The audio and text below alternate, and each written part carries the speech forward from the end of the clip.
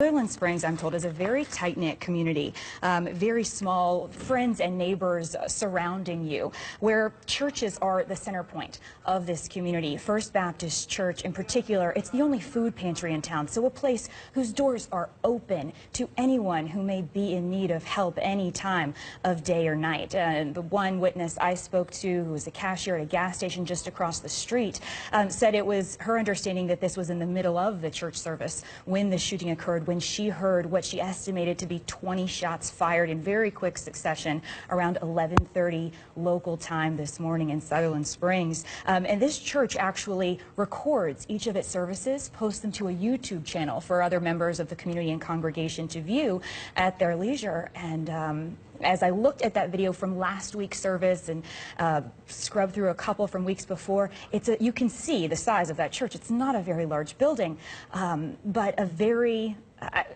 you just see the community feel within it. These people know each other. They are parts of each other's lives. And as we hear that multiple shots were fired and the number of dead or wounded is unclear, it's just hard to wrap your mind around what an experience this was for all those inside who knew and loved each other. And these are live aerial pictures that we're seeing right now. Of course, the centerpiece right now is the church, but you described it earlier that it is in the midst of a residential community, a fairly small, intimate community, but you can see, commerce nearby, as well as, this is a place, a street in which people live. A highway right there.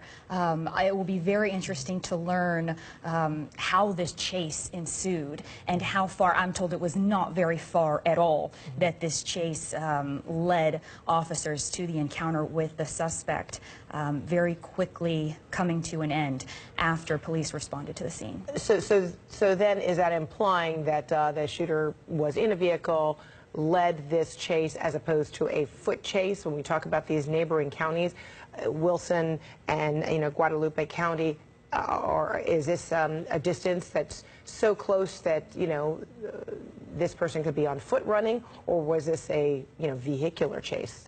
Any way of knowing? I don't have the information to confirm either way there. You would have to imagine it was vehicular if you're able to cross county lines, especially considering how quickly that subject was apprehended in that manner. Anything on foot would be hard to imagine by the conversations I've had. We understand there have been multiple victims. We have not been given a concrete number.